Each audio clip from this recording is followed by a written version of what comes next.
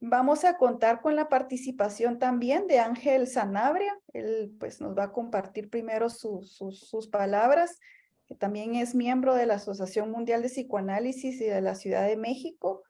Luego vamos a escuchar a la colega Vianey Cisneros y por último a Ana Ibáñez, y luego abriremos a la conversación y esperamos escucharlos. Así que, qué bueno, Ángel, te doy la palabra. Gracias. Doy la bienvenida a todos los participantes. Entonces, lo que me corresponde a mí hacer es una breve presentación del libro, en el sentido de proponerles aquí está el libro, mucho gusto, y ver un poco quién es este libro, que está en posición de causa, como me encanta esa expresión de Ana María. ¿Ok? Entonces, bien, tengo algunas palabras aquí que las escribí. Retomaré una frase de Judith Miller, la fundadora de la Federación de Bibliotecas del Campo Freudiano, que cité en una actividad reciente, el 6 de diciembre específicamente. Decía Judith Miller que la finalidad de una biblioteca de psicoanálisis no era la de conservar los libros, por supuesto hay que hacerlo, ¿no? Sino la de hacerlos leer, hacer leer los libros. Entonces, esta conversación de hoy, en tanto que actividad de biblioteca, tiene como finalidad la de hacer leer el psicoanálisis en singular. Pero al decirlo así, al oírlo así, hacer leer el psicoanálisis en singular, se introduce ya un interesante equívoco, leer al psicoanálisis en singular. Es decir, por una parte abordar los temas fundamentales del psicoanálisis a partir de la experiencia singular de un análisis llevados hasta su conclusión, eso que llamamos el pase, ¿no? Y por otra parte, tomar al psicoanálisis mismo como una práctica de lectura de lo singular. Ese podría ser, de hecho, el título de esta conversación, leer lo singular. De hecho, sí, esas son las palabras que le puse como título de esta hojita. En sintonía con aquella frase de Jacques Miller, que está en una de las cartas de la opinión ilustrada, pero lee sobre todo tu propio inconsciente, ese libro con tirada de un solo ejemplar, cuyo texto virtual llevas por todas partes y en el que está escrito el guión de tu vida, o al menos su hilo conductor, su borrador. Creo que es eso lo que viene a decirnos, y muy bellamente, este libro de Marta Serra. Y eso lo convierte a este libro, a mi modo de ver, en un pequeño compendio de psicoanálisis que, valiéndose de lo singular de su propia experiencia, porque es un libro que recoge la producción de 3 años de enseñanza en la función de AE, es decir, de aquel que ha testimoniado sobre su final de análisis ante la escuela, el cartel del pase. Y a partir de esa experiencia ofrece al lector todo un recorrido por el psicoanálisis lacaniano en un volumen, es algo que caigo en cuenta y me sorprendió, en un volumen relativamente corto, o sea, son 175 páginas. Los invito a recorrer el índice y verán que es un arco, el recorrido sumamente amplio, ¿no? Y a la vez muy condensado.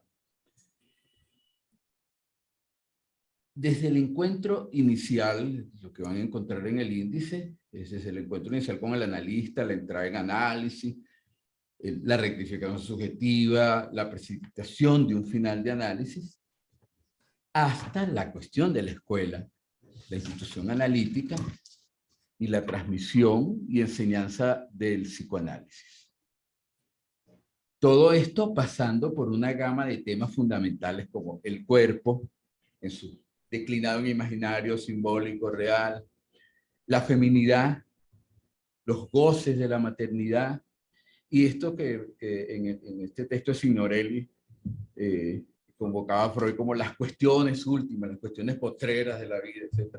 La vida, la muerte, el tema de la verdad mentirosa, la verdad que se inventa, el saber en psicoanálisis, o conceptos prácticos o sea, que hacen a la práctica analítica como la angustia, la transferencia, los sueños, el lugar del analista.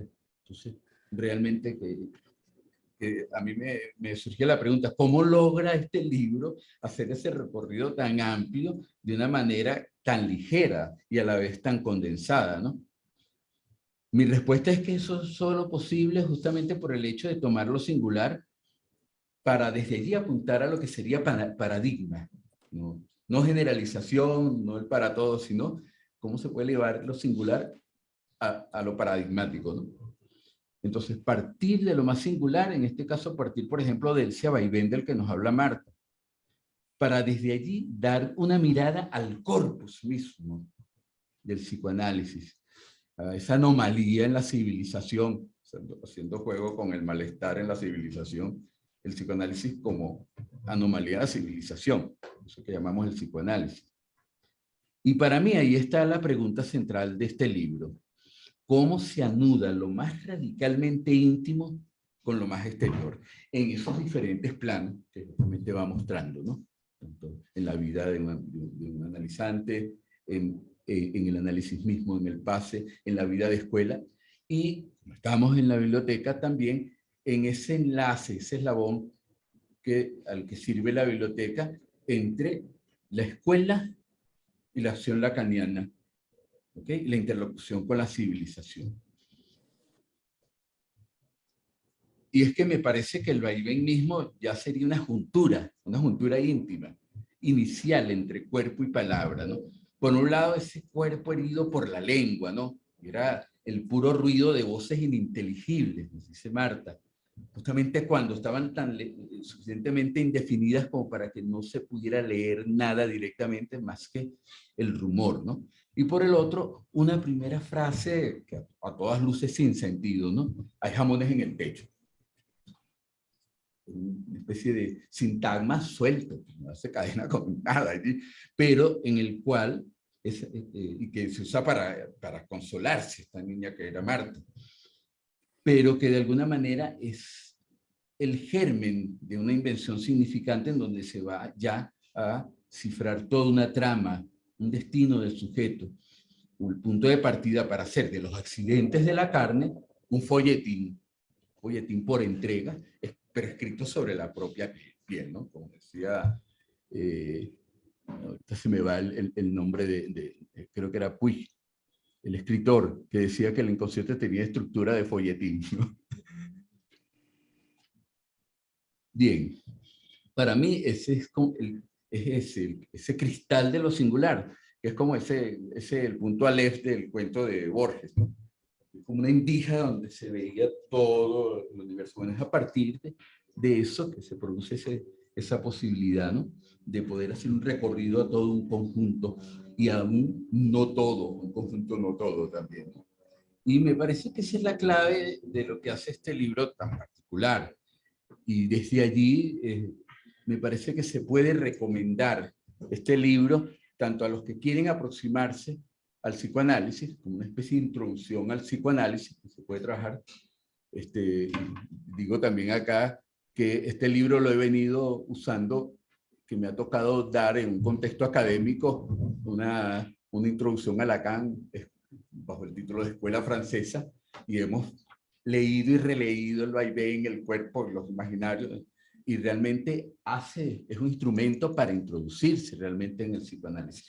Pero a la vez también es recomendable para todos los que ya estamos inmersos en esto y queremos ir como tomando allí para profundizarlo. Acabamos de hacer esta mañana en un cartel en donde estuvimos reunidos con Gladys, por cierto, y tomamos justamente uno de los capítulos sobre la escuela, ¿no? Entonces, me parece que esa es la virtud de este libro y en ese sentido, mi presentación es también para recomendarlo, ¿no? Recomendarlo, si no lo han comprado, pónganse en contacto con nosotros y les diremos de qué manera lo pueden adquirir. Bueno, esas son las palabras con las que quería presentar este libro para justamente ahora escuchar lo que nuestras lectoras comentadoras nos pueden provocar para conversar. Gracias. Gracias a ti.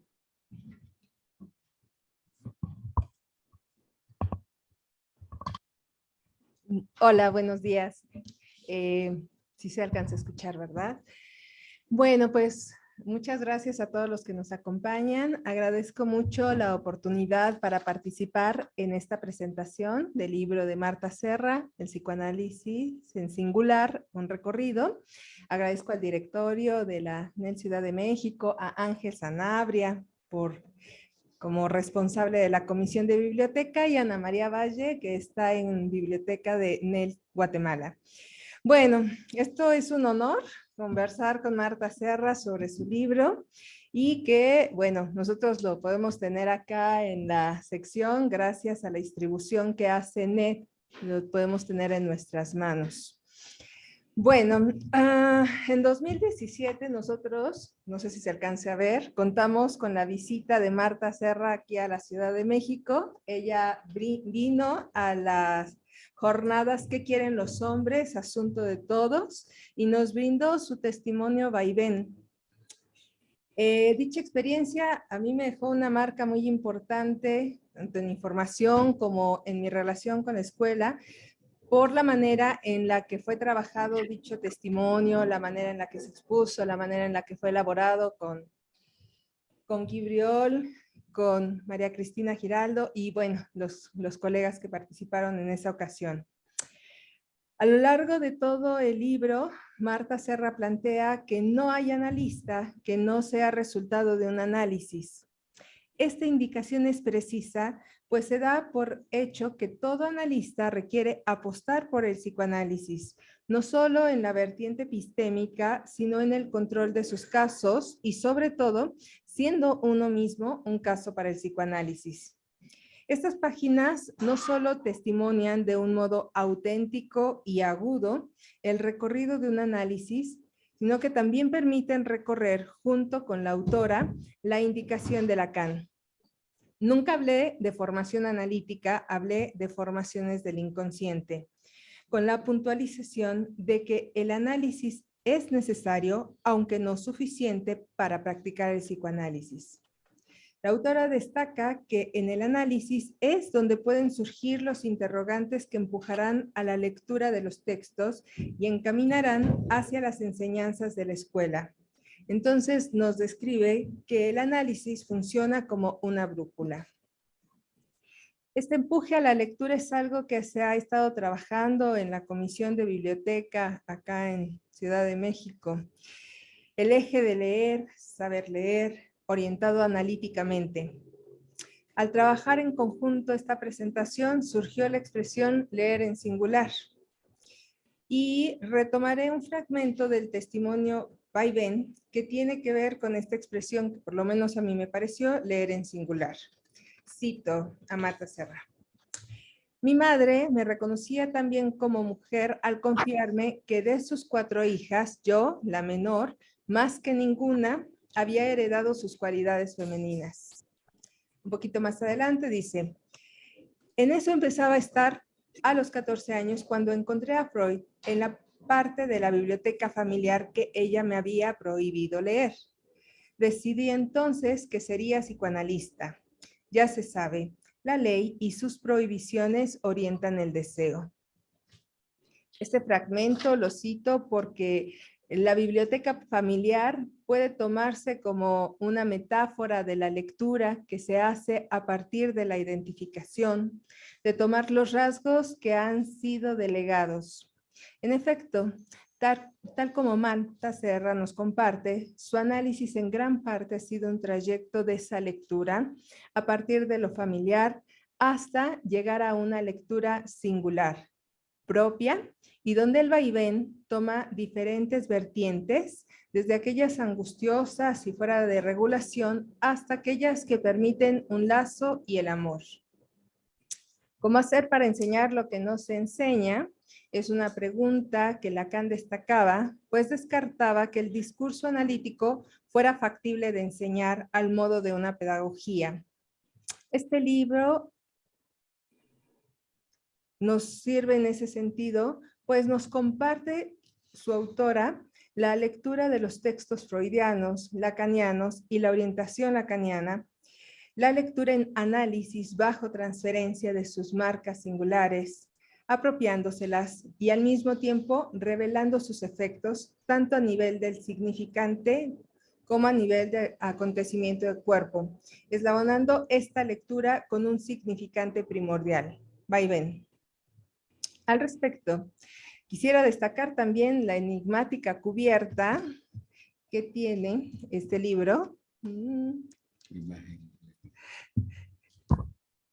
La imagen que tiene, la imagen de cubierta que corresponde a una obra de Jacques Reverdy, titulada Je me souviens. Bueno, no sé muy bien la pronunciación. Je me souviens. Je me souviens. Recuerdo, me recuerdo, no sé. Respecto a la cual Marta Serra nos explica en los agradecimientos.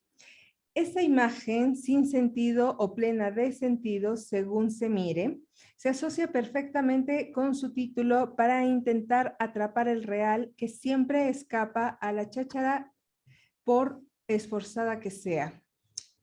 Ahí termina la cita. Y resulta particularmente oportuno lo que se expresa respecto a esta obra en el texto explicativo que Marta Serra recoge al final.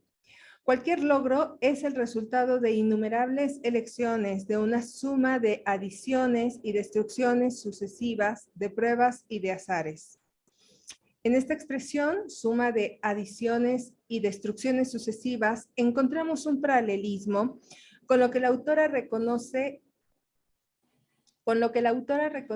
en el testimonio de Vaivén como un movimiento constante entre pulsión de vida y pulsión de muerte, y que es a la vez semejante al recorrido que Marta Serra nos describe en su libro, donde engarza a su testimonio de pase distintas variaciones, ahorita lo mencionaba Ángel, de cómo arreglárselas con lo real: feminidad, maternidad, angustia, verdad, mentira, transferencia, sueños, deseo del analista y finalmente el psicoanálisis y la escuela.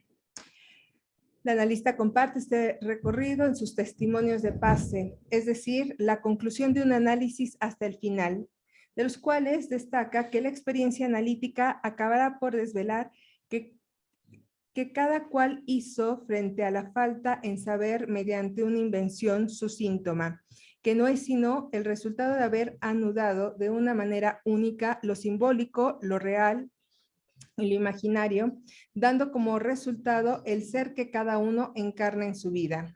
Un análisis produce cambios radicales y también aísla claramente lo que no cambia, razón por la cual hacerse hacer el que uno es implica también una reconciliación, la reconciliación con la propia modalidad de goce.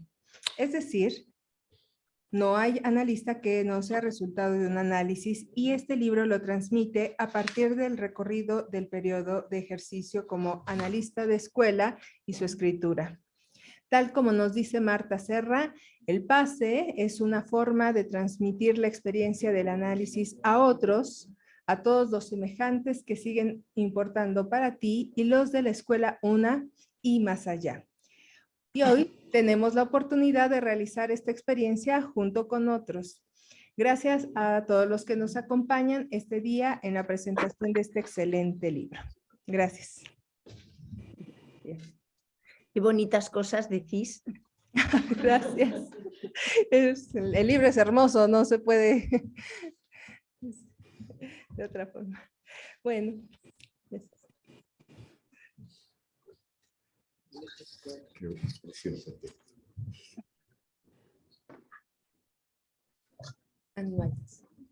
Tomo el relevo entonces. Me sumo a los agradecimientos y a la alegría por estar aquí hoy. Titulé mi texto Escribir lo tejido y destejido de un análisis. Cuando andaba preocupada por el qué escribir para hoy, tuve un sueño. Se trataba de un collar de bolas transparentes. A quien lo llevaba no se le notaba, pero esta persona tomaba la palabra con firmeza y alegría, pareciendo que el collar le transmitía eso. Les comento que me voy a servir del collar de bolas transparentes, pues resuelven un problema que estaba teniendo sobre qué poder decir de algo que está también transmitido en el libro de Marta. Las bolas transparentes son la solución. Intentaré encapsular algunos puntos del libro en bolas transparentes de fino cristal, sopladas con recortes del libro. Espero conseguir el efecto deseado. La idea es capturar lo transmitido por Marta y no opacarlo. Primera bola del collar. El barómetro del vaivén. Miller, en su clase de 2 de febrero del Serial 1, recorre a Ronald Barthes, el cual toma en su obra Un corazón simple, uno de los cuentos de Flaubert, y rescata la siguiente frase. Un viejo piano servía de soporte, bajo un barómetro, a un formidable montón de cajas y cartones. Y comenta lo siguiente. ¿Qué son estos detalles en esta frase? Precisar que es cuestión de un viejo piano puede todavía venir a señalar un rango social. Las cajas y cartones indican que hay algún desorden en la casa que no está bien cuidada. Pero lo del barómetro es algo que no se explica. Su interés se centra sobre todo en él, es decir, en un determinado detalle que parece superfluo en exceso.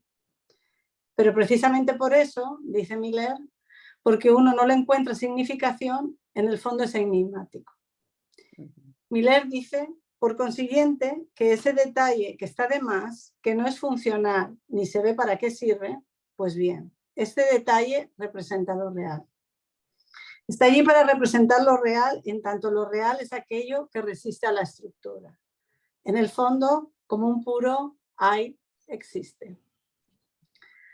Marta nos habla de su vaivén en este texto, real, irreductible y resto sintomático. Marta dice, sigue estando, a veces solo como una sensación corporal más o menos molesta o agradable, siempre fugaz, con la que mantengo una convivencia pacífica. Pero sobre todo está en mi manera de vivir la vida, de sentir. Mi lectura es que Marta también tiene un barómetro, el vaivén. Pero en este libro podrán recorrer cómo ella consigue llegar a esta frase que les acabo de leer. Les hago el spoiler completo. Partirá de una escena en la que lo real con lo que se encuentra el sujeto de manera muy temprana, un encuentro que siempre es a destiempo y nunca estando preparado para ello, es el real de un goce del cuerpo que queda fuera del marco de lo simbólico, del significante, y que tomará otra vía para vincularse a lo simbólico del lenguaje desde el registro de lo real. Encontrarán jamones en el techo. Transitarán por su análisis, desde los primeros tramos, los equívocos fecundos, las interpretaciones memorables del analista, como la que después de un corte de sesión el analista le dijo, por favor, hágase cargo de una vez de lo que usted sabe. Acaba con un deseo de analista en singular. Segunda bola del collar, el recorrido singular. Marta hace un recorrido por su experiencia analítica, que en su caso singular permitió localizar y aislar los significantes amos de su historia. El desciframiento del significante tocó lo real y tuvo efectos. El otro se desinfló y con ello el fantasma perdió fuerza. Vale la pena seguir este recorrido por el libro, pues mis palabras se quedarán cortas. Me serviré de una película del 2020, titulada Las niñas, para poder encapsular algo en el collar que intento hilvanar hoy. En la primera escena de la película, tres rostros de niñas que no cantan están en un coro de escuela. Mueven los labios, pero de ellas no sale ningún sonido. La monja que les guía resalta. Muevan los labios, pero no emitan sonidos que estropeen nuestra actuación. Estos tres rostros señalan de entrada su relación con lo que será el último plano de la cinta. Un larguísimo y estremecedor retrato de Celia, así se llama la protagonista, ahora sí cantando. Quizás sea esa la pregunta central sobre la que se abrocha la relación entre ambos planos y por tanto el trayecto narrativo que puntúa la cinta de extremo a extremo. ¿Cómo puede alguien dar lugar a su voz singular? Encontrarán la respuesta de Marta en su recorrido por un análisis. En el caso de Celia, la película termina donde los síntomas aparecerán. será otra historia marcada por el síntoma. Tomo unas líneas del libro de Marta que le servirían mucho a Celia. La marca de lo simbólico genera una modalidad de goce para cada uno, única e irrepetible. Por tanto, vivimos la vida sin duda alguna, pero lejos de hacerlo instintivamente, solo podemos hacerlo sintomáticamente. Celia canta al final cuando antes no lo hacía, y en el transcurso de la película se narra cómo ha empezado a sentir los efectos de ese no hay relación sexual. Lo que sigue, la creación de su síntoma, lo más singular del parletre para abordar esta relación que no hay, no lo veremos. Pero sí llegamos a vislumbrar migajas de una frase de Lacan que Marta menciona. Lo que debe hacer como hombre o mujer el ser humano lo tiene que aprender por entero del otro. El recorrido de Marta avanza, la cito, trascendiendo las identificaciones imaginarias y simbólicas de las que nos servimos para creernos hombres o mujeres. Esto implica abordar el síntoma no del lado del desciframiento simbólico, sino del modo en que cada uno goza del inconsciente en tanto éste lo determina. Y con esto, lo mejor que puede sucederle al ser hablante es que encuentre una manera de arreglárselas con su síntoma, hasta llegar a producir una frase así. Sí, no está mal, me gusta, como nos cuenta Marta acogiendo el significante seductora, no como una identificación que hace pantalla, sino como un modo de funcionamiento a partir de lo real y irreductible del vaivén. Se desbroza en este libro su recorrido hasta aquí, pero Marta es generosa y en él incluye cómo desgrana también las interpretaciones del analista y cómo el acto analítico con todo su alcance toca y puede ser leído, aunque a veces lleve tiempo entenderlo. Tercera bola, consentir y tirar los dados. Este libro también habla de un consentimiento. Irene Cooper Weiss recordaba en una presentación para la ANEL Guatemala al hombre de los lobos, que en una entrevista comentaba la respuesta que Freud le dio hacia el psicoanálisis pura. Freud le dijo que al final tenemos un billete de tren, pero hace falta querer tomarlo. Miller toma estas palabras y resalta que Lacan decía que hace falta un consentimiento tanto al principio como al final. Un recorrido singular es este libro que muestra cómo Marta se sube al tren, a su manera, y así pudo ir del curar al consentir. Un consentir que, siguiendo a Irene Cooper Weiss, lo que Irene Cooper Weiss resaltaba, permite airear el sentido, constatar la caída del otro y hacer lugar al síntoma. Leo una frase de Marta en el libro. Debe haber consentimiento del sujeto para que una interpretación cause al trabajo analítico. Conocer su síntoma, dice Lacan, quiere decir saber manipularlo. Así lo plantea al comenzar su 24º seminario, en una clase dedicada al tema de las identificaciones. Allí Lacan abre la puerta hacia la consideración de un estatuto muy particular del saber, más próximo al hacer. Este saber hacer ahí que Marta sitúa en el franqueamiento del horror al saber. El análisis será el largo trayecto del horror al saber al deseo de saber. Lo que está en juego, cito a Marta, es lo incomparable de cada cual, lo que hace a cada uno distinto de cualquier otro. Marta habla de una posición ética analizante que le permite apostar por su análisis. Ella lo expresa tirar los dados. El billete que consiguió nos la trae esta mañana aquí. Cuarta bola del collar, no acordarse de lo que se sabe. Mia Couto escribe libros. Nació en Mozambique. Es una criatura de frontera, un blanco africano, un hombre con nombre femenino, un científico en un mundo que no cree en la ciencia, un ateo en un mundo profundamente religioso, un escritor en un mundo de oralidad. Dice sobre él mismo, mi identidad crea muchas fronteras, pero eso dejó de ser un problema a los 17 años, cuando me di cuenta que no podía ser una. La poesía de Pessoa me enseñó que una persona puede ser muchas. Marta en este libro nos muestra ese camino también. la niña, la hija, la mujer, la madre, la analizante y la aunque nunca abandonó la posición analizante ni su ética. En una novela de Mia Couto encuentro lo siguiente. Cada uno de nosotros corre el riesgo de quedar sepultado en su propio pasado. Todos tenemos que resistir para no quedar aprisionados en una memoria simplificada. Todos traemos escrito un libro y ese texto quiere imponerse como nuestro origen y como nuestro destino. Si existe una guerra en cada uno de nosotros, es la de oponernos a ese fado de estar condenados a una única y previsible narrativa. Quisiera volver a la frase de Mia Couto, pero esta vez versionada tras leer el libro de Marta. Cada uno de nosotros corre el riesgo de quedar sepultado en su propio síntoma. El recorrido que nos presenta Marta en este libro nos muestra su manera de hacer camino, no para quedar aprisionada en el fantasma, que es el retrato que enmarca nuestra visión del mundo y a la vez la emborrona. Marta teje y desteje, separándose también del discurso del otro, desprendiéndose del sentido gozado del otro por instantes. Todos traemos escrito una marca, una letra de voz. Y esa letra quiere imponerse como nuestro origen y como nuestro destino. Si existe una guerra en cada uno de nosotros, es la de oponernos a ese tango, de estar condenados a la única y previsible narrativa de la repetición.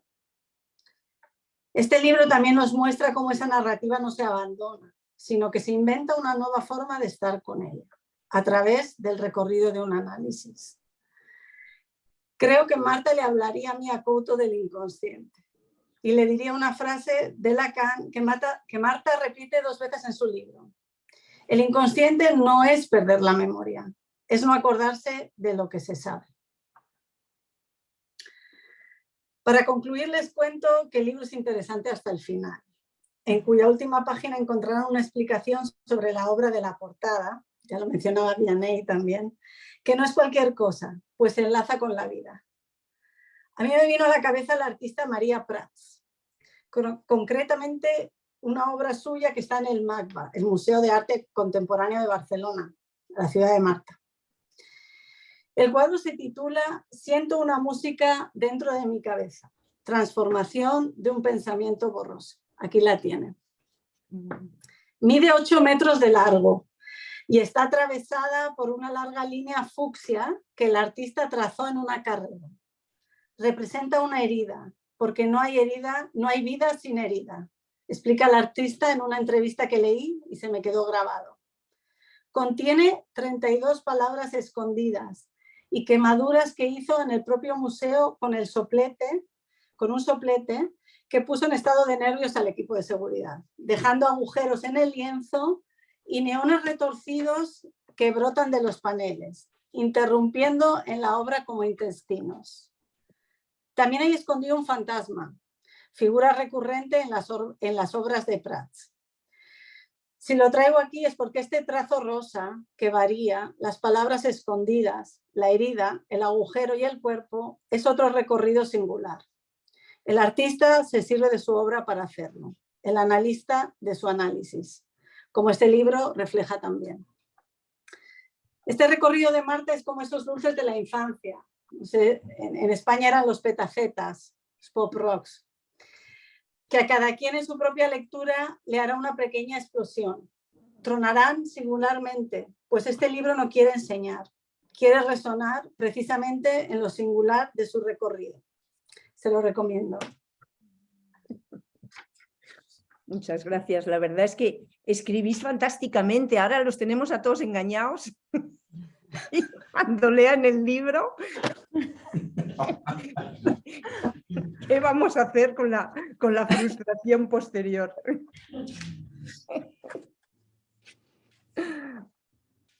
Ay.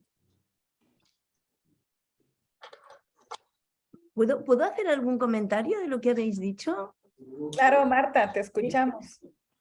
Porque me ha encantado las cosas que traéis, o sea, lo que os sugiere que no está en el libro, ¿no? Por ejemplo, la biblioteca de Vianney me parece fantástica, como me parece fantástico el barómetro, Y me parece además que esta idea del barómetro como el dato que está totalmente fuera de sentido es realmente, me parece absolutamente justo.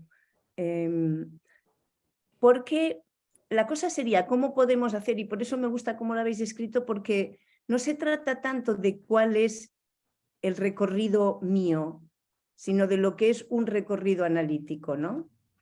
Quiere decir que no hay modelos del análisis y sin embargo yo creo que sí que hay cosas que se repiten y que casi cualquiera lo encuentra en su propio análisis, ¿no? Las cosas fuera de sentido. Yo creo que eso es algo que está en todo análisis y los esfuerzos que a veces uno hace para introducirlo en el sentido. Yo creo que una de las cosas más duras de un análisis, al menos para mí, no es lo que está fuera de sentido, sino cuando uno va creyendo que ha hecho el gran descubrimiento del día y eso se cae a pedazos en cuanto lo pone en palabras. ¿No? Como a veces en el pensamiento las cosas encajan, uno las tiene pensadas, llega a la sesión y en lo que realmente es el acontecimiento del decir, que todo acontecimiento tiene que pasar por la palabra, eso se cae a pedazos. Y creo que es un poco la lucha en un análisis. O sea, es verdad que hay toda la cosa del sentido que no se puede despreciar, es necesario recorrer el sentido, pero la idea de ir hacia un fuera de sentido yo creo que es muy difícil, que no es sencillo para nadie, que en cuanto tenemos un fuera de sentido lo queremos hacer entrar en el sentido. No sé. Y después, esta cuestión del consentimiento que decías, Ana, tanto al principio como al final, estoy totalmente de acuerdo. No sé si yo lo he escrito en el libro, pero tú lo has dicho muy bien. Pero yo creo que eso es una responsabilidad de los dos, del analizante y del analista, porque cada uno como analista debe inventar una manera de practicar el psicoanálisis. Yo, por ejemplo, no puedo hacer como analista como hacía mi analista conmigo, porque él conmigo hacía lo que era conveniente para mí, pero eso no quiere decir que yo lo pueda repetir, ¿no? Por ejemplo, hay cosas que yo no soy capaz de hacer. Yo, por ejemplo, no soy capaz de estar cara a cara con alguien y estar leyendo cosas o escribiendo en el ordenador. Yo no lo puedo hacer, entonces no tiene mucho sentido que me fuerce. Cada uno tiene también su estilo como analista y creo que por eso Lacan decía, hagan como yo, no me imiten. O sea, cada uno tiene que encontrar su manera, cada uno tiene que inventarse como analista. Y me parece que que uno de los problemas que puede tener cuando se escriben las interpretaciones del analista es creer que esa es la buena manera. Y no hay la buena manera, porque no existe el analista. Cada uno tiene que inventar la manera de hacerlo. Por ejemplo, me parece que es una experiencia bastante generalizada de muchos analizantes que después de muchos años de análisis, fue mi experiencia, pero creo que es la de muchas otras personas, el analista interviene muy poco, prácticamente no habla. Y a mí me parecía que era una cosa de mi análisis, pero que yo no era así con mis analizantes. Y lo que me sorprende es que hay veces que mis analizantes dicen, usted nunca dice nada. Y yo, uy, pero si yo hablo mucho. Pero es verdad que también uno va cambiando en la práctica y que no puedes hacer lo mismo cuando estás empezando que cuando llevas 30 años trabajando. O sea que también uno muta como sujeto y como analista, creo. Y una última cosa, y es que ahora hay toda la cuestión de en dónde no han funcionado el pase, en el sentido de que en tanto la propuesta de Lacan era una formulación de dos cosas que él las juntaba. Lacan propuso el pase para dar cuenta del pasaje de analizante-analista, uno, y dar cuenta del final de análisis. Pero están articuladas porque solo un análisis llevado hasta el final puede producir un analista, ¿sí? De esas dos cosas, el pasaje de analizante-analista o el fin de análisis, yo creo que en general, si Lacan se quejaba de que no se había hablado, no se había esclarecido cosas en relación al pasaje de analizante-analista, y no ahora, sino que ya Lacan se quejaba de eso, o sea que es una queja sostenida y recurrente, es porque quizás nos hemos escorado del lado del final de análisis, nos hemos escorado del lado clínico a hacer un poco la construcción del caso y la exposición, la demostración del final de análisis, más que del pasaje. Y yo tengo una hipótesis, la comparto con vosotros y la discutimos. Yo creo que el pasaje de analizante-analista, si no se puede dar cuenta de eso como del lado de un momento, de un acontecimiento, es porque no es algo que se haga de una vez para siempre, que es algo que se va haciendo a lo largo del análisis, que uno va mutando como sujeto, pero también va mutando como analista. Y que creo que lo que se podría dar cuenta casi quedaría como del lado de la anécdota, cosas que todos los que tenemos práctica sabemos, en el sentido de que de repente un día estás con un paciente y sucede algo que dices, jamás me hubiera imaginado hacer esto o decir esto, o jamás me hubiera imaginado este efecto que se ha producido. Y eso produce un impacto que dice algo sobre lo que uno ha hecho como analista, que uno mismo no podría haberlo pensado o teorizarlo. Bueno, estas son las cosas que se me ocurrían. Gracias, Marta. Vamos también a abrir a la sala por si alguien quiere tomar la palabra, comentar una pregunta.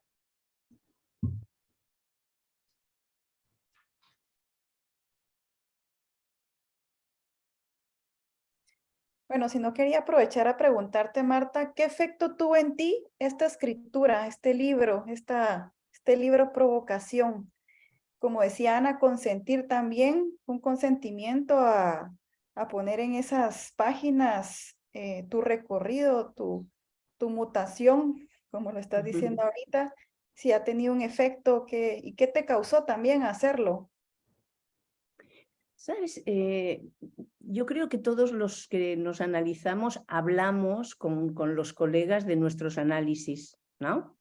Solamente con los colegas, porque el resto de la humanidad, cuando hablamos, piensan que estamos todos absolutamente locos. O sea, la experiencia del análisis solo la entiende otro que esté en análisis, si no es imposible. Pero para mí era un poco lo que le decía a Ana Ibáñez cuando hemos empezado. Para mí era acabar el libro, para mí fue separarme de algo de una manera más definitiva. Por ejemplo, de toda la cuestión familiar, porque durante mucho tiempo a mí me preocupaba que lo que yo explico en el libro de mi vida mi hija, por ejemplo, pudiera enterarse, mi madre, pobre mujer que no tiene ninguna culpa de las cosas que yo escribo. Ahora simplemente me es igual. Yo creo que mi hija lo ha leído, no sé si lo habrá leído entero porque igual se aburrió a medio camino y lo dejó. Y mi madre lo ha leído y estaba muy contenta de que hablaba de ella. Así que el drama que yo me había montado en la cabeza no era tanto. Pero sobre todo creo que marcó para mí el final de todo el periodo de AE, que es un periodo que para mí no estuvo marcado por la alegría, sino por esta cosa un poco exigente, angustiada que yo tengo conmigo misma y que es mi manera de vivir. No... Entonces siempre estoy escribiendo, pero pienso que está fatal, que lo tengo que volver a hacer, que no he entendido nada, que tengo... Y entonces luego acabo y ya está, ya lo he hecho. Es para mí un punto de capitón. Se acabaron los 3 años y ahora estoy en otras cosas, ¿no? En la escuela.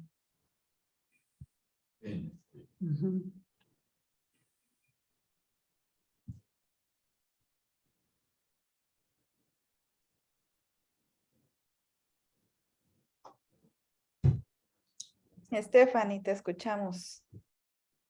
Gracias. Bueno, yo también quería aprovechar para hacer un comercial, porque a mí el libro me encantó y para mí es una montaña rusa.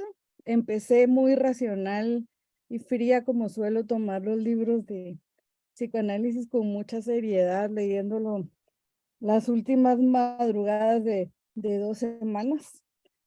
Y pasé por todo, la verdad. Creo que exploté cuando me encontré con este pedazo. El trabajo para mi enseñanza no es pacífico, no es racional, es pulsional. Me sumerjo en Lacan, no entiendo nada, lo entiendo todo. Me pierdo, me encuentro, no puedo pensar, no puedo dejar de pensar.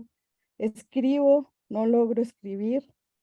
Placer, displacer y así hasta que les leo el producto de mi vaivén. Y luego vuelta a empezar. En ese momento me sentí totalmente identificada porque tenía 2 semanas de estar alegando contra Lacan que no lo entiendo. Es un gran consuelo encontrar libros donde otra gente también habla de lo que causa ese encuentro y ese no poder dejar de pensar. El primer libro de psicoanálisis que me arranca una lágrima, me emocionó tantísimo. La parte del elefante que cuenta y la conclusión de que contó, realmente me emocionó muchísimo. No sé, me encantaba cuando veía en las notas ver el testimonio en la página, no sé qué, y Eileen, no, eso ya lo entendí, eso ya lo sé, y era como, quiero entender qué hace, o sea, de alguna forma yo sentía, yo casi que me puedo tomar un café con Marta, ya entiendo esto, cómo se van poniendo las coordenadas. Esa parte me gustó muchísimo, y más porque a veces uno cree que, a mí me ha pasado, yo no tengo estos sueños tan impresionantes como los que me topo pues oigo a otras personas y yo pensaba que uno tenía, no sé, 65 sueños, que era una cosa casi que uno tenía catalogados los sueños y el ver cómo no tienen que ser muchos sueños, cómo no sé, me hizo mucho sentido cómo se van construyendo esas coordenadas, cómo se va aprendiendo, cómo se regresa a los puntos de origen, se vuelve a leer desde otro lugar. La verdad, al principio, Marta, yo decía, esta mujer cómo trabajó. O sea, el ver la cantidad de citas de Lacan puestas de esa manera, me impresionó cuando empecé desde el lado racional y luego de verdad me fui emocionando. Hasta me reí muchísimo también con los sueños, con las intervenciones del analista. No sé, me parece un recorrido precioso. Fue un duelo terminar el libro. Quiero leer más de Marta Serra. Estoy lista para seguirte leyendo. De verdad, qué lindo trabajo y qué hermosa compañía para uno para poder leer y zambullirse en algo que, pues, que es tan importante y que lo causa uno. Así que yo sí recomiendo muchísimo que lean el libro. Gracias, Stephanie. ¿Quieres decir algo, Marta, o damos la palabra? Sí. No, una cosa, Stephanie, ¿sabes qué? Para mí Lacan era críptico. Yo odiaba a Lacan. Yo era lacaniana por pura casualidad. O sea, a mí no me gustaba Lacan, no lo entendía, Yo solo leía Miller y me parece que en algún lado está escrito que yo me iba de vacaciones con todos los seminarios de Miller en la maleta. Y bueno, era como mi chouchou, ¿no? mis objetos transicionales para estar separada del analista. Yo he podido empezar a leer a Lacan después. He podido, y no es broma, he podido empezar a leer a Lacan directamente cuando de repente entendí eso que quiere decir de que la pulsión es el eco en el cuerpo del hecho que hay un decir. Y creo que de la misma manera que encontrar el psicoanálisis es siempre del orden de una tique, de un azar, incluso si uno, por ejemplo, incluso los hijos de psicoanalistas, poder encontrar realmente el psicoanálisis para ellos es del lado de un encuentro, de un acontecimiento, si no, no se produce. De la misma manera yo creo que con Lacan también sucede eso. Y la suerte, bajo mi punto de vista, es que como yo no entiendo en general a Lacan cuando escribe, me tengo que esforzar más para poderlo explicar. Yo creo que la gente que lo entiende directamente se esfuerza menos porque ellos ya lo entienden. Yo tengo amigos que lo entienden muy bien. Entonces, bueno, es más, usan los términos. A mí me cuesta mucho el lacanés, no lo sé usar, no lo sé decir bien. Y me parece que tiene que ver precisamente con el hecho de no entender demasiado. O sea que, en cierto modo, me he dado cuenta que es una suerte, Estefanía, que no entendamos. Hay que tomarlo de ese lado. Es la suerte del que no entiende. Compartimos, Estefanía y yo, la suerte del que no entiende. Entonces, bueno, con eso vamos haciendo. Me encanta, Marta, gracias. No estáis solas. Somos muchos, ¿eh? Ay, sí, sí. Jorge. Sí, hola, ¿qué tal? Buen día. Bueno, al menos para mí todavía buen día, para muchos de nosotros. Bueno, en principio, Marta, son 2 o 3 comentarios. El primero, más bien, es agradecerte. Disfruté bastante la lectura. Me parece, para mí tiene efectos de enseñanza y tú lo enfatizaste en algún punto hoy, ¿no? Sí, cada análisis es en singular, pero también hay ciertas vivencias, ciertos momentos que podemos compartir, ¿no? De la vivencia misma del análisis. Y pienso que eso se dice poco. Así que también te agradezco que lo hayas dicho, porque generalmente vamos en el lado opuesto. O sea, tiene que ser absolutamente, total, 100% singular. O sea, jamás se va a poder comparar con otro. Y sí, en esencia, pero hay puntos también en común. Entonces, eso creo que está muy bueno. Otra cuestión es lo que le acabas de comentar a Stephanie, principalmente de las dificultades que en algún tiempo tuviste para leer a Lacan y que seguramente todavía persiste algo de eso. Algo o no mucho. O mucho.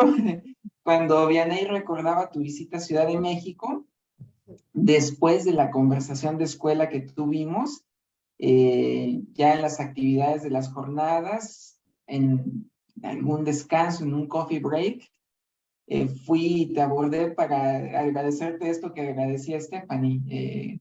Es como un cierto efecto de alivio saber que, como decía alguien más, no estamos solos en esto de la dificultad de leer a Lacan. Entonces nada más quería recordar eso. Y el tercer punto, y que de algún modo quedó haciendo eco en mí, tiene que ver con algo que escribes en tu libro. Es una pregunta, ya tú verás si algo se puede comentar de esto, sobre todo en la página 39, aunque tomo elementos de otras partes del libro. Voy a leer, son 2 líneas y media. Dice, ambas figuras empujaban a sustraerse de él. Por tanto, ahora, en los sueños y en la vida, era el marido a quien se le escondía un hombre o varios. Entonces, esas 2 líneas y media las vinculé con una frase que tú también nos compartes en el libro, que es no poder amar a un solo hombre. y que luego siguiendo en la lectura del libro, como que me causó un poco de, no sé qué, la estructura de la frase. No poder amar a un solo hombre, y en mi mente aparecía una frase que es casi igual, pero que creo que va en una vía distinta, que sería no poder amar solo a un hombre. Entonces, no sé, insisto, no sé si quieras comentar algo, ¿no? Pero la estructura de la frase luego me quedó como dando vueltas a partir de lo que seguía leyendo en tu libro, ¿no? Entonces, pues bueno, eso por el momento y por sobre todo, gracias. Una linda Gracias. lectura con efectos de enseñanza para mí. Gracias a ti también por la cuestión, porque sabes que yo también en una época le daba vueltas a esta cosa de si era un solo hombre o un hombre solo. ¿Cómo tomarlo? Hasta que dejé de buscarle el sentido. La frase había venido así. Cuando yo había empezado el análisis, planteaba como síntoma un poco la compulsión de seducción y había esta cuestión que no pasaba tanto por una cuestión de deseo o de placer como del lado del amor. Siempre había más de un hombre amado, no podía haber un solo hombre amado, habían de ser varios. Y creo que finalmente quedó más situado de ese lado, del lado de una otra modalidad distinta de hablar de la compulsión, pero introduciendo la cuestión del amor, porque me parece que no es lo mismo cuando las cuestiones pasan por el lado del goce, cuando es una pura cuestión del placer o del goce, que cuando las cosas pasan por el lado del amor. Dijéramos que de alguna manera yo estuve muchos años dándole vueltas en el diván a estas cosas tontas que a veces uno le da vueltas, de si mi padre me quería o no me quería, y si cuando sí, que era todo cosas a las que el analista jamás dijo ni mu, o sea, es que no había nada que decir ahí, porque era esta cosa edípica. Y creo que de alguna manera en lo que se ponía en juego en la compulsión de ese amor era, en cierto modo, ese llanto infinito que no se acababa nunca de no haber sido amada, de haber sido una más. Es otra niña. Para mi padre yo era otra niña. Era la cuarta ya estaba cansado, pobre, de tantas niñas, ¿no? Pero esas son las cosas edípicas que llevan mucho tiempo en el análisis y que no sirve de nada decir, oiga, no, vaya usted a lo real. Deje esto edípico porque esto no sirve. Usted vaya a lo real. No puedes ir a lo real. Hay que hacer todo el pasaje por todas estas fábulas edípicas para después encontrar que verdaderamente era solo un significante, era el encuentro de un significante con el cuerpo y que eso te ha llevado 30 años de análisis localizarlo, ¿no? Pero para poderle quitar el sentido hay que recorrerlos todos los sentidos. Él me quería, no me quería, pero quería más a la otra, pero no, porque es que yo vine tarde, porque yo era... Todas esas cosas que si sacamos todo eso en un análisis, ya me diréis que queda muy poquito, pero todo eso hay que recorrerlo, es todo lo simbólico que hay que recorrer, simbólico imaginario, ¿no? Que hay que recorrer en un análisis para después llegar a lo real. Es un poco eso que dice Miller, que en un análisis hay que tener las dos escuchas. Hay que escuchar el sentido, porque evidentemente la gente habla desde el sentido. Si alguien viene y habla fuera de sentido, decimos que es un loco. La gente habla desde el sentido, tratan de dar el sentido de la vida, de las cosas, de lo que les ha sucedido nosotros mismos. Pero cómo escuchar de vez en cuando, cómo atrapar al vuelo uno de esos significantes que van a ser fundamentales y que creo que es bastante habitual. Yo cada vez tomo más atención en las entrevistas preliminares porque en términos generales, en las entrevistas preliminares hay algo que se pone en juego que quizás luego va a llevar 20 años que lo vuelvan a retomar. Pero hay algo allí que es fundamental y que no siempre, creo, en mi experiencia como analista, no siempre está bien tocarlo, porque hay veces, yo que en alguna ocasión lo he hecho porque se me ha ido la de esto, muchas veces la gente se va y no vuelve porque se asustan.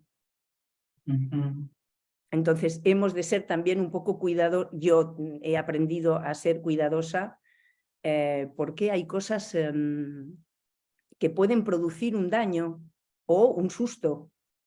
Porque el no querer saber está para todos, no solo para los psicoanalistas.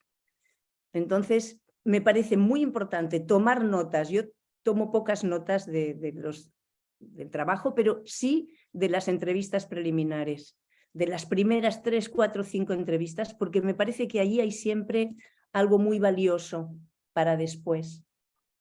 Y si eso no está ahí, mira que te digo, no estoy segura de que sea posible un análisis. Yo creo que hay algo para cada uno, si cada uno piensa en su análisis, hay cosas que porque le sorprendieron a uno de su propio decir, tomaron valor. No tanto las interpretaciones del analista, no es eso. La función del analista no es hablar. El discurso del analista es el único discurso que le deja la palabra al otro. En todos los otros discursos, el amo habla él, el universitario habla él. El único que hace que sea el otro el que hable es el discurso del analista. Así que lo importante se va a jugar en la palabra del otro, no en la palabra del analista. Entonces, hablamos mucho en el análisis y luego como analistas estamos callados. Y luego cuando damos clases, Ana que me conoce, yo hablo mucho en las clases, soy casi imposible de hacer callar. Yo digo que es la venganza por el silencio en el trabajo analítico. Sí, muchas gracias por lo que comentas y en verdad de nuevo tiene sentido con lo que decías, ¿no? Es muy complicado separarse del sentido para el sinsentido. Es lo que me pasa con esta frase, ¿no? Cuando yo le doy otro sentido y tú dices, quedó así porque así se impuso ya por fuera de todo sentido, entonces, digamos, pues esa es la última palabra, obviamente. Sí, muchas gracias. Gracias a ti. Diana. Hola, buenos días. Hola, Diana. Hola, Marta. Agradezco las intervenciones de todos, muy ricas y, bueno, muy enseñantes. Y siempre me he preguntado como, a ver, sobre el efecto de formación, que siempre estamos buscando, cuál es el efecto dónde está el efecto de formación y la relación con la escuela, ¿no? Como que dónde están esos lugares. Y me encantó leer o retomar nuevamente a Miller, donde dice, y lo voy a leer textualmente, dice, destacar el efecto de formación es admitir implícitamente que no hay un automatismo de la formación analítica. No encontraremos un mecanismo, no lo buscamos. Allí me parece como clave. Damos su lugar a la contingencia. Y me preguntaba, si estos lugares de escuela en donde se comparte este tipo de lectura, este tipo de comentario, podernos oír, escuchar de la propia AE una transmisión de su, sin un saber especializado, sino como una transmisión de su transformación subjetiva, no son estos espacios contingentes que también ayudan o hacen lazo con la formación de nosotros como analizantes también, ¿no? Entonces, de verdad que agradezco el espacio, agradezco la transmisión y el compartir de hoy. Gracias. Gracias a ti. Yo, ¿sabes qué hago últimamente en las jornadas? Lo hice también cuando estaba todavía en mi periodo de ahí. Presento casos. He decidido que presento casos. Y voy a presentar también en el seminario del campo freudiano el mes que viene. Voy a presentar casos porque me parece que también hemos de comparar, o sea, hay veces que como que dejamos la clínica para la gente joven, para que empiecen pero que es también necesario que demos cuenta de lo que nosotros hacemos, también para que los jóvenes no sientan que hay un ideal. nosotros también en nuestro trabajo, los que ya tenemos más años de trabajo, no sabemos cuál es el acto que conviene. Nadie lo sabe, el acto se impone y hay veces que no se te impone ninguno y entonces estás un poco preocupado porque llevas tiempo que no se te impone nada, ¿no? Y me parece que es importante que compartamos, se puede compartir la cuestión del fin de análisis y del trabajo de los AE, pero también compartir la clínica supuestamente de la gente que tiene más años, ¿no?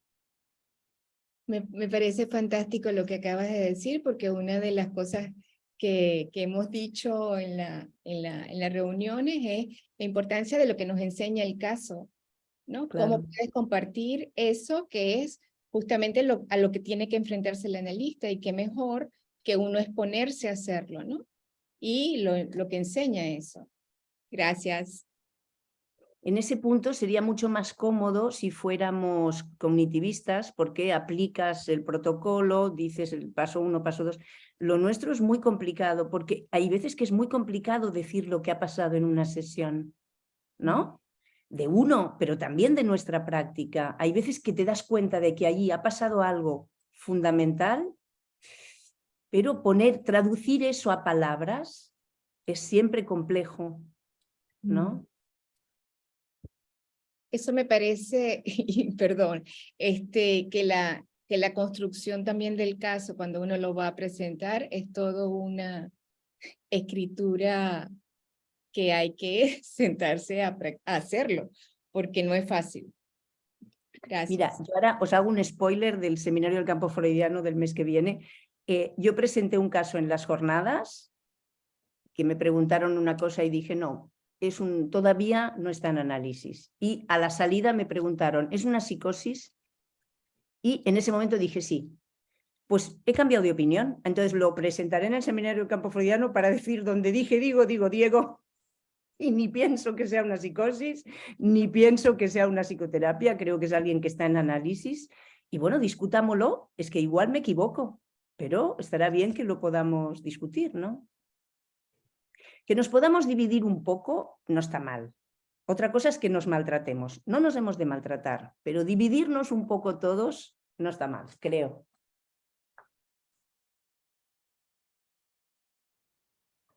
Susana, solo que tiene el micrófono apagado.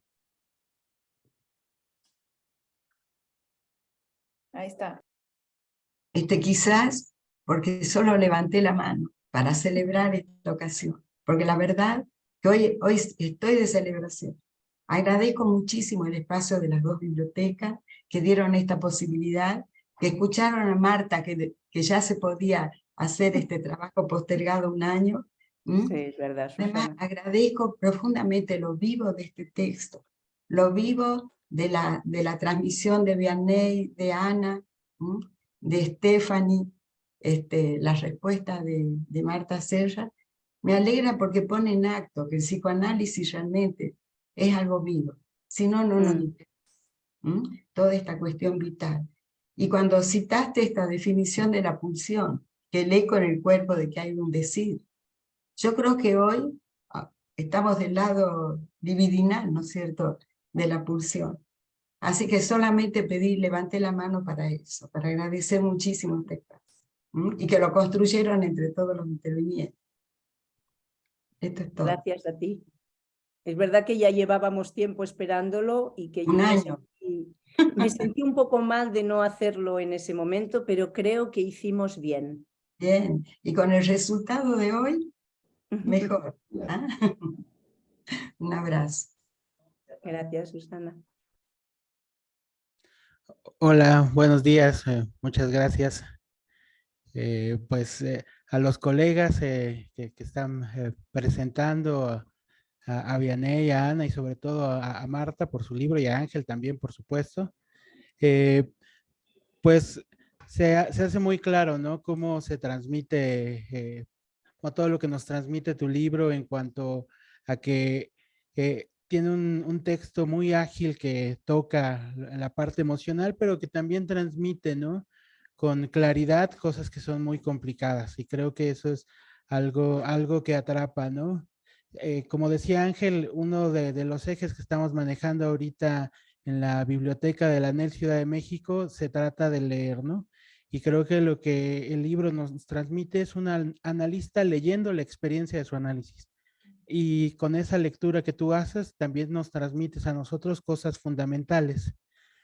Quería comentar que aparte de esto que se ha hecho evidente, hay otra cosa, ¿no? Sí es difícil explicar lo que pasa en un análisis, es difícil explicar a Lacan y todos sus conceptos, pero también a veces es muy difícil explicar por qué una escuela de psicoanálisis. Y creo que tus testimonios y todo lo que nos transmites en el libro, pienso que no hay ninguno que no tenga ese sesgo y que nos ayuda a nosotros también, a los que tratamos de transmitir el psicoanálisis en México y en otros lugares, a decir por qué una escuela. Entonces, bueno, es algo que quiero agradecerte mucho y en estos momentos, ¿no? En que, bueno, hay todo un repensar el pase, sobre todo porque, bueno, se hizo esta mención, ¿no? A veces hay pases donde falta la escuela, hay testimonios donde falta el vector a la escuela. Bueno, creo que aquí se deja sentir, ¿no? Y nos ayuda a transmitirlo a otros. Bueno, muchas gracias. Gracias a ti. De todas formas, lo cierto es que el pase sin escuela no tiene sentido. Es inimaginable, por ejemplo, que alguien que no sea cercano a la MP se presente para hacer el pase. ¿Para qué lo haría, no? ¿Para qué haría algo así? El pase simplemente tiene que ver realmente con ese pasaje de el trabajo bajo transferencia a la transferencia de trabajo, que además yo creo que nos es preciosa para sobrevivir. O sea, los analistas solos, aislados, se vuelven locos. La única posibilidad de no lo digo yo eso, me parece que lo decía Lacan o Miller o Freud, uno de los tres seguro, no sé cuál. La única manera de poder sobrevivir en el trabajo que hacemos, en nuestra profesión, es estar con otros, trabajar los textos, trabajar los casos. Si no, nuestra vida cotidiana es un real un poco brutal cada día, ¿eh? Nos damos unos baños de real poco interesantes. ¿Me quedo aquí? Aquí estoy bien, Pepe. Hola Marta, ¿cómo estás? Hola. Aliana Santana, ¿cómo estás? ¿Qué tal, Marta, una preguntita, más bien una precisión. ¿Cómo nos ayudarías tú a diferenciar lo que es un testimonio y lo que es la escritura de un libro como este libro tuyo, que es un recorrido? Entonces, poner ahí en esa, a ver si a mí me puedes ayudar. A lo mejor todo el mundo lo tiene muy claro, pero me encantaría. No sé si te voy a poder ayudar porque yo tampoco sé si lo tengo muy claro, pero bueno, pues, podemos intentarlo. Pues ahí te lo dejo, Marta. Gracias. Yo me parece que para mí, y sé que eso es una práctica que ha sido muy variada y que ahora se va a discutir también, ahora va a haber el Colegio del Pase en la LP en España, y son cosas que vamos a discutir. Mi opinión personal es que testimonio hay uno, para mí. El primer testimonio, ese es el testimonio para mí, o así yo lo había pensado, y después lo que hay son los elementos que uno, al menos yo, he extraído para trabajar sobre ellos.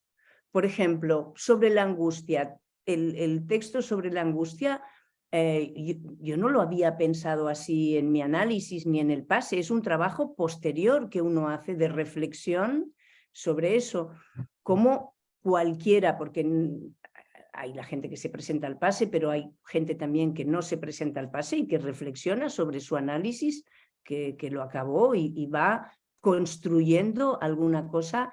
Me parece, para mí la cuestión es que tiene que servir para transmitir algo, porque sobre todo lo que menos importa es la vida del sujeto en concreto. Lo que me parece que para mí lo que más importa es o sea, que hay un significante que surgió en un momento en que había una cuestión de un goce del cuerpo y al encontrarse eso se produjo algo que originó una cuestión fantasmática. Para mí es esa la cuestión. Luego pongámosle cada uno lo que cada uno encuentra en su vida, ¿no? Por otra parte, yo creo que no todo el mundo tiene por qué tener algo como el vaivén, que fue una cuestión mía. Yo creo que en los análisis se abordan desde vertientes muy distintas, pero que nos puede permitir trabajar sobre cosas, ¿no? Sobre la maternidad, sobre la feminidad, sobre el cuerpo. Cada análisis toca eso de maneras diferentes. Pero insisto, para mí testimonio hay uno. Y a partir de ahí uno extrae cositas y desarrolla, hace un trabajo un poco epistémico, ¿no? Es introducir lo epistémico en la historización. No quedarse solo con la historización, sino introducir una articulación teórica. Y creo que en esto, como en todos cualquier actividad de enseñanza que uno hace, no solamente las enseñanzas del PASE, cuando se enseña psicoanálisis en la sección clínica, en la escuela, lo mejor de poder hacer una intervención es todo lo que uno aprende. Porque se aprende mucho más cuando se prepara para transmitir que cuando uno lee para sí mismo. Hay algo, somos humanos, estamos siempre en plural, ¿no? Hay algo de la relación a los otros de ficción después, que hay que tenerla porque si no, uno solo no puede. Es muy aburrida la vida uno solo. Y es verdad, el otro no existe, de acuerdo, vale. Pero vamos a crearnos uno de ficción con el que podamos hacer algo. Luego existen los otros, los semejantes, ¿no? Pero el otro no. Sin embargo, cuando uno prepara una intervención, no esto de hoy, que esto no es preparar una intervención, esto es hablar. Pero cuando uno prepara, de mi parte, no de la parte de los que habéis trabajado escribiendo algo, cuando uno prepara una intervención, está preocupado por a quién se dirige, qué entenderán, si les gustará, si me preguntarán algo que no sé y que justo van a dar con lo que yo no sé. Todo ese otro que uno se crea es lo que le ayuda a trabajar. Porque si el otro no existe y no importa nada, ¿cómo haces para trabajar? Al menos yo lo pienso así. Hay un otro que uno se inventa. Luego a veces que no coincide, llegas allí y no tiene nada que ver con lo que te... Pero uno se ha inventado ese otro que de alguna manera pide o al que uno quiere estar a buenas, y así trabajamos. Solos, aislados. Por ejemplo, yo me he estado leyendo el proyecto de una psicología para neurólogos, el Entwurf, porque tenía que dar el seminario 2 en Palencia. Os prometo que yo eso no me lo leo si lo tengo que hacer para mí, porque es pesadísimo. Pero ahora el Entwurf, o sea, si algún día queréis hablamos, porque me lo conozco bien. De eso ahora puedo hablar.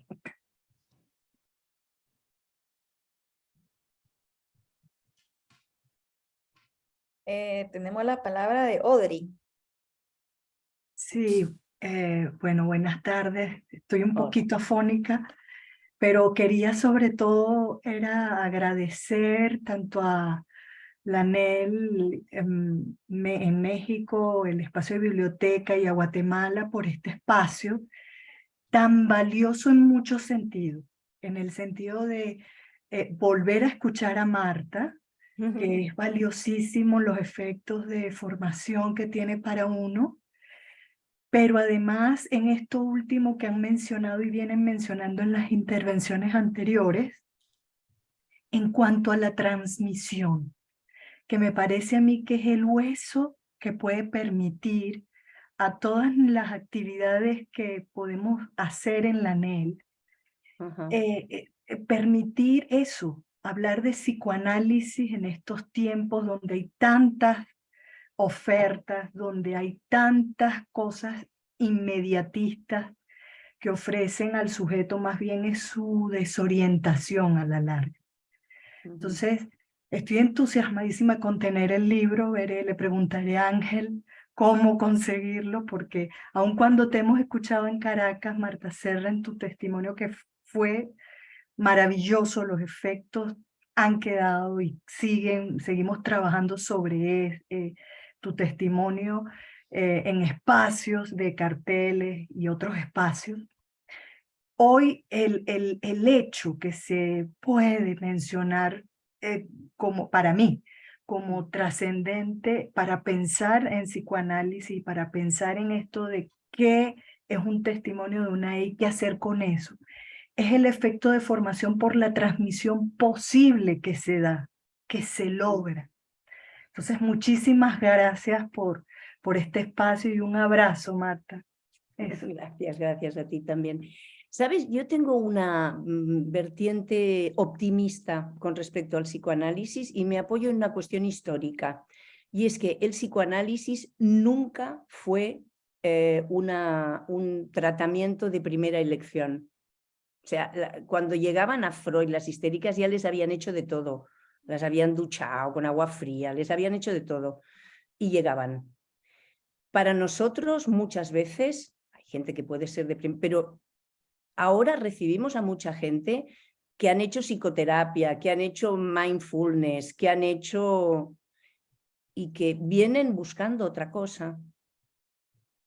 Así que yo creo que el psicoanálisis seguirá existiendo. Lo que necesitamos es que hayan psicoanalistas, por eso es necesario que nos formemos.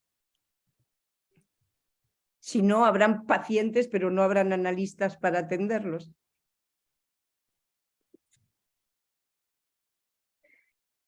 En Ciudad de México quieren tomar la palabra.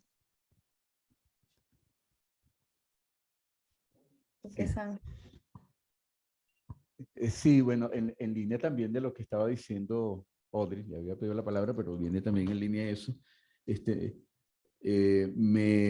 Quiero tomar esto que dijiste, Marta, de estos efectos de no entender demasiado el lacanés, ¿no? Que me parece que produce un esfuerzo por hablar. Al hablar demasiado lacanés es uno de mis puntos de aburrimiento en la escuela, ¿no? Decía yo, ¿no? Pero me parece que es muy importante en este contexto que estamos hablando de la biblioteca en relación de lo que se introduce por el campo freudiano, lo que introducía Judith Miller también, ¿no? Porque es la cuestión de la otredad, ¿no? Y es interesante lo que introduce Judith ahí sobre, por un lado, el riesgo de asimilarse al discurso del amo, porque usted continuamente Judith introduciendo esta otredad, el otro de la cultura, de la opinión ilustrada, etc. Pero también del otro lado, lo que ella llama, algo que yo lo llama, creo que es la autosegregación de los analistas, ¿no? O sea, que decía, bueno, vamos a hacer, por ejemplo, una actividad del campo freudiano. Esto es una actividad de biblioteca donde esperemos que en un futuro empiecen a llegar otras gentes que no sepan justamente nada que quieran saber, que quieran acercarse, ¿no? Y que entonces se haga una actividad de campo freudiano, decía ella, y pues aquellos a los que nos queremos dirigir no entiendan nada, ¿no? ¿Entiendes? Y peor aún, de que los que estemos allí estemos sobre el sobreentendido de que entendemos, ¿no? Entonces quería introducir eso, que me parece también fundamental en este tipo de actividades que estamos haciendo, ¿no? Era solo eso, subrayar eso. ¿Sabes? En relación a eso, yo me acuerdo cuando empecé a estudiar psicoanálisis, que tenía 19 años, y era Lucía D'Angelo, daba un seminario. Era fantástico tener 19 años, porque uno podía decir, perdón, ¿el sujeto dividido qué es? Y entonces nadie se sorprendía, porque decían, hombre, claro, pobrecita, si es que es muy joven, no entiende nada, ¿no? El problema es que ahora que tengo 60, ya no puedo decir, hoy, perdón, ¿el inconsciente qué es? Porque hay veces que te viene la pregunta. Y eso, Lacan no dejaba de hacerse las mismas preguntas. O sea, cuando Lacan dice, ¿esto que hacemos es una estafa? O sea, es impresionante que él hiciera eso, ¿no? ¿Cómo podríamos hacer para mantener esa frescura que hay en la gente joven que puede decir, perdón, ¿el falo? Y dices, no, es que esto es todo psicoanálisis, lo que usted está preguntando, ¿no? Pero hay algo de esa frescura que con la edad se pierde. Empezamos a escondernos atrás del saber y se pierde. En tu caso, no. Bueno, ahora os tengo que matar a todos porque os he dicho que tengo 60 años, o sea, ahora tengo que mataros a todos, no sé qué voy a hacer, pero yo creo que hemos de esforzarnos todos por intentar seguir preguntándonos qué es el falo. Por ejemplo, ¿vosotros alguna vez, es que de verdad que yo es una pregunta que me hago, ¿vosotros sabéis por qué se cogió phi para el falo? La letra phi. Tienes, pues. Bueno, yo estoy empezando a tratar de entenderlo, pero ¿de verdad alguien lo sabe? Porque yo no lo he encontrado en ningún sitio escrito, ¿eh? Pero todos usamos phi. Sin... Sí. Por el lado de la matemática, ¿será? Son letras griegas. Sí. En el proyecto, Freud usa phi para las neuronas phi, pero es para lo que tiene que ver con el cuerpo, con lo orgánico, con el arco reflejo. Entonces, no tiene que ver con el falo. Bueno, si un día lo encuentro, os lo explico.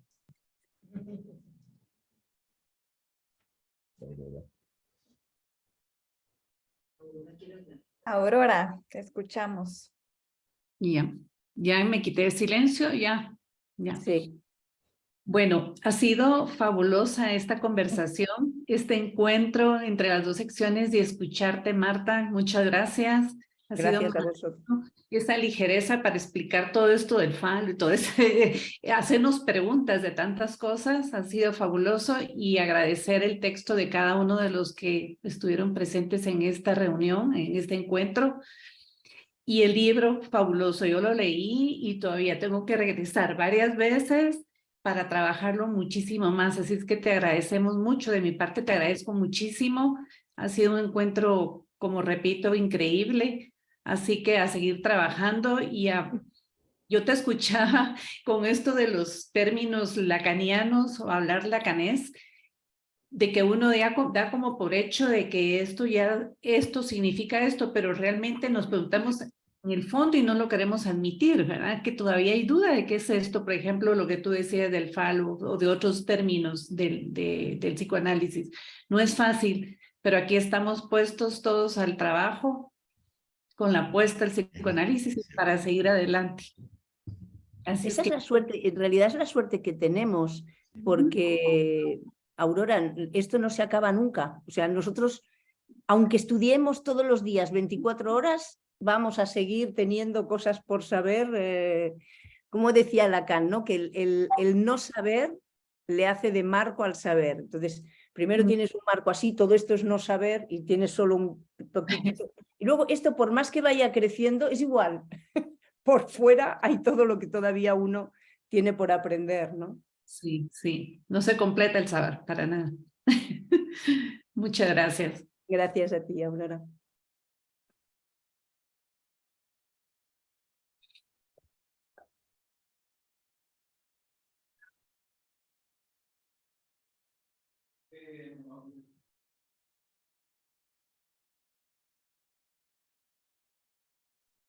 Os he dicho que odio el Zoom. No.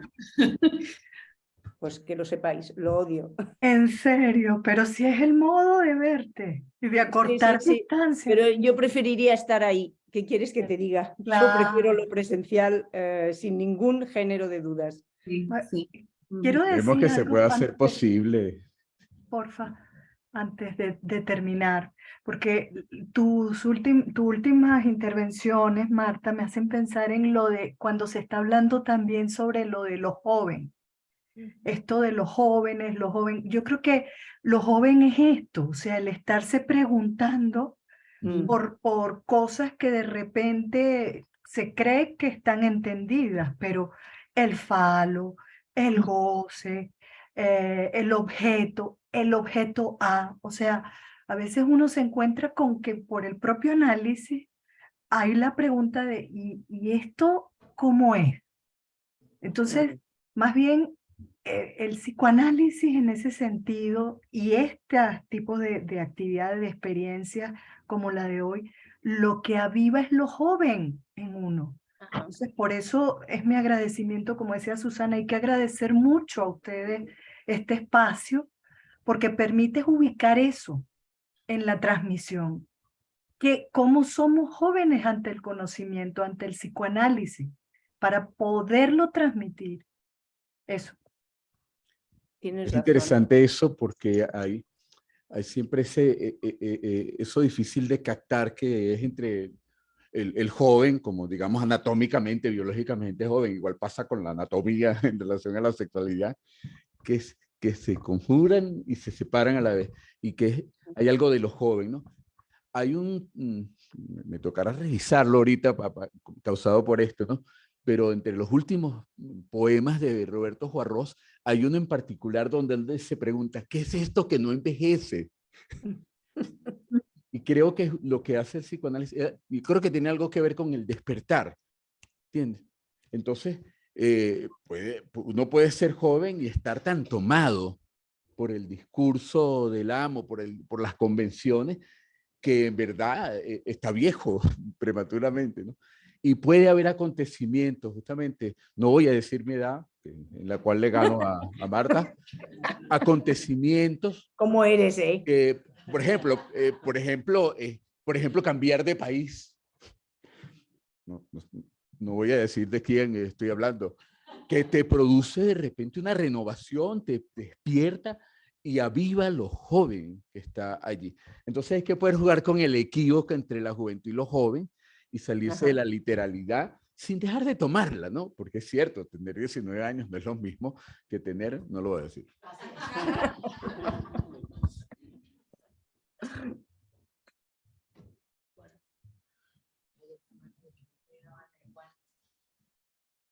No, Juan sí. Bueno, ¿se escucha? Sí. Sí. Bueno, es sobre una cuestión que me hizo recordar esto del lacanés, que uno de los alumnos de Lacan le pregunta por los esquemas y todos los diagramas y todo. Y que Lacan le contesta, a ver, no me confunda, dice, el edificio con los andamios, por favor.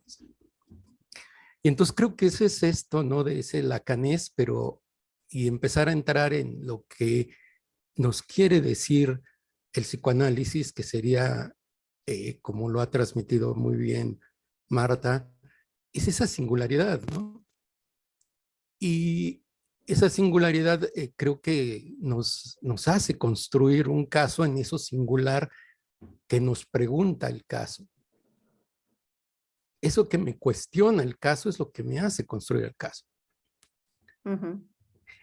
Y estoy muy de acuerdo en esto de que la formación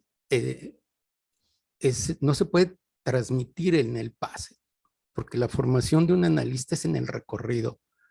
Como la pulsión no se satisface en el objeto, se satisface en el recorrido. Así esa formación del analista se tiene que hacer en el recorrido, no nada más en la transmisión del pase. Que eso ha sido un testimonio, por supuesto.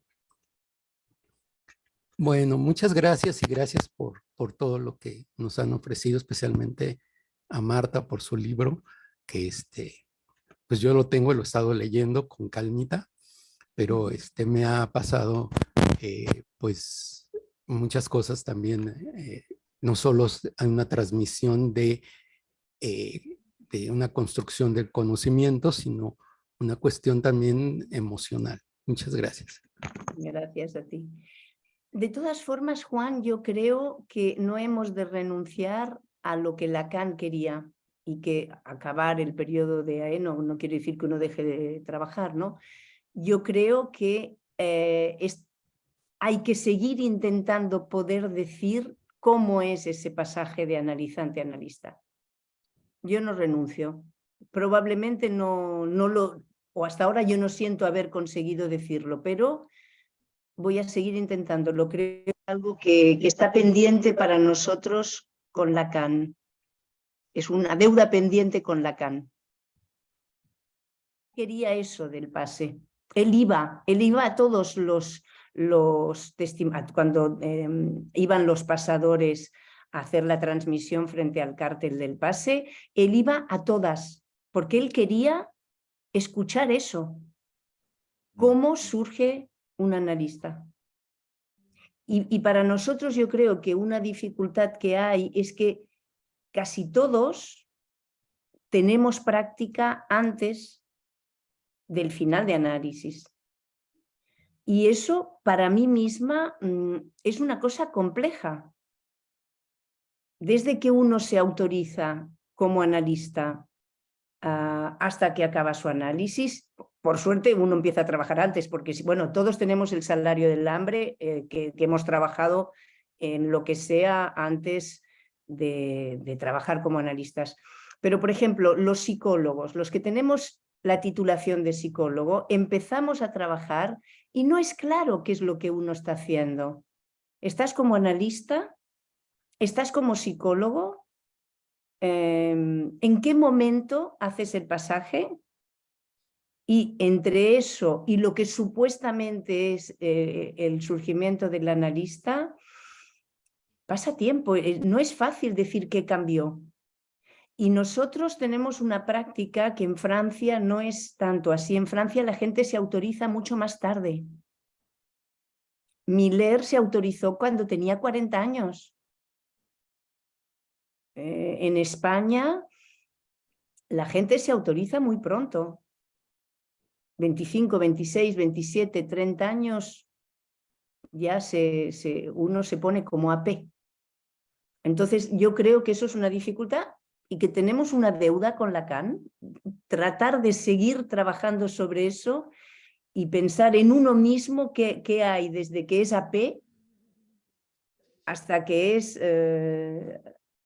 dice no, en este momento verdaderamente hay algo que ha cambiado. En mi acto hay algo distinto y poder rendir cuenta de eso no me parece una tarea sencilla. Yo, por ejemplo, diría, al menos en mi caso, que uno de los índices que a mí me sorprendió es que yo ahora tengo muchísima más gente cara a cara que antes. Yo antes tenía mucha tendencia a pasar la gente al diván y ahora me pregunto, ¿era porque el caso, el analizante lo requería o era porque me liberaba yo de algo? Porque el cara a cara no es sencillo. No es sencillo. Entonces, bueno, son cosas que igual me pongo a escribir y hago otro libro, ¿no? No voy a hacer. Sí, por favor. Bueno, como en el comentario del cuadro justamente de Revertir, o sea, que el trazo que concluye, en realidad lo que tiene es la potencia de lo que viene. Entonces, gracias, Marta, por todo lo Gracias a vosotros. Muchas gracias a vosotros. Ha sido un gusto. El gusto es nuestro, como decía aquel concierto de Serrat y Bandilla. Nos desmuteamos. Bueno, vamos gracias. Buenas tardes, gracias por esto. Gracias a vosotros. Nos vemos. A ver si la próxima es presencial. Gracias, Marta. Gracias. Mira, Venezuela. Gracias, Ángel. Gracias a todos. Saludos a todos, abrazos. Chao. Chao. Gracias, Ana. No os he dicho nada. Ana, Ángel, Vianey también. Gracias a vosotros, ¿eh? Gracias, Marta, Ana. Bueno, y quedan invitados para las siguientes actividades que hagamos, ya sabes. Sí, sí. Y desde Guatemala también, que están invitados siempre. Y seguiremos buscándote, Marta. A ver, hemos de desplazarnos. Tengo ganas yo. Vámonos y veámonos en vivo. Exacto. Que vaya bien. Un abrazo a todos.